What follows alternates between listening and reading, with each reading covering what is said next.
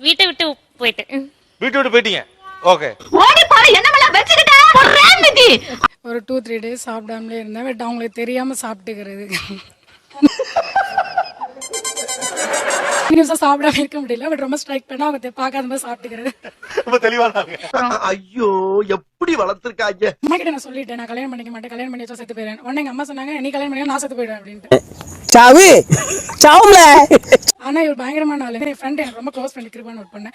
அவகிட்ட டைரக்டா போயிட்டாரு. ஆளை பார்த்தா டம்மி பீஸா இருக்க, பயங்கரமான ஆளா இருக்கியடா. நீங்க ரெக்கமெண்ட் பண்ணா மேரேஜ் பண்ணிப்பாங்க, தயவு செஞ்சு சொல்லுங்க, நான் ரொம்ப நல்ல பையன் அப்படி இப்படின்ட்டு. என்ன பத்தி இந்த ஆள்கிட்ட எடுத்து சொல்லு. என்ன சொல்றது? ஃபர்ஸ்ட் எடுத்து பார்த்த உடனே சொல்லிட்டேன், ஐயோ வேண்டவே வேண்டாம், சும்மா இருந்தாலும் கல்யாணம் பண்ணிக்க மாட்டேன். இதெல்லாம் ரொம்ப நக்கலாம். தாலிக்கட்ட போற செகண்ட் கூட அப்ப கூட இது நடக்குமா அப்படின்றது கூட ஒரு பெரிய டவுட்ல தான் இருக்கு. லாஸ்ட் மினிட் இந்த மணமேடைக்கு வரும்போது கூட இப்ப மயக்கம் போட்டு விழுந்துட்டா நிறுத்திடுவாங்களோ அப்படின்ற அந்த அளவுக்கு லாஸ்ட் மினிட் வரைக்கும் யோசிச்சேன்.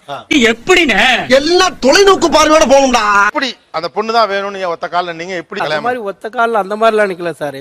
அப்படியா? என்ன நொப்படியா? நம்பலையா? அப்படி இல்ல. அவர் ஒத்த கால நிக்கல அப்படின்னு சொல்றதெல்லாம் சுத்த அப்படமான போய். அப்பட்டமான போய். அவன் போய் சொல்றான் ரெஃப்ரி, அவன் போய் சொல்றான். அதுக்கப்புறம் இவங்க அப்பாவும் அம்மாவும் ஐயோ காலைல 6 மணி பஸ், ஆனா வீட்டுல தான் சார் இருப்பாங்க. நல்லா இருக்க. மண்ணெண்ணெல்லாம் ஊத்திக்குவேன், நான் இந்த பொண்ணை தான் கல்யாணம் பண்ணிப்பேன், அப்படிதான் வேணும், மாட்டிக்கிட்ட பங்கு நீங்க விடாதீங்க, ட்ரை பண்ணுங்க. அந்த மாதிரிலாம் சொல்லல சார். பஸ் சார் உழுகாதப்பா, புரட்டிடுவானுங்க. நல்ல மாதிரியே 4 வார்த்தை சொல்லி புடிச்சு. இப்ப மண்ணெண்ணெய் கார் வரைக்கும் போயிடுச்சு.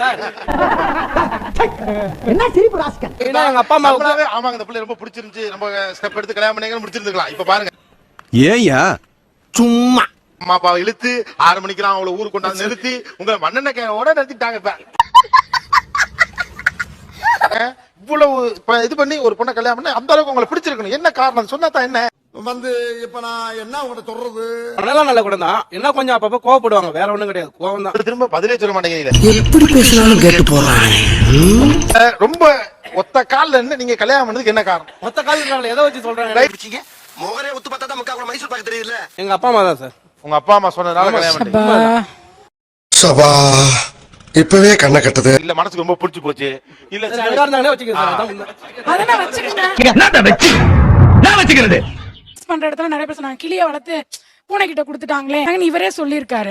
சொந்த காசுல துணி வச்சுக்கிறவாங்கன்னு சொல்லுவாங்க. அது இதுதான் பிரச்சனை. நீங்க எல்லாத்தையும் அவங்கள்ட்ட சொல்லிவிட்டீங்க.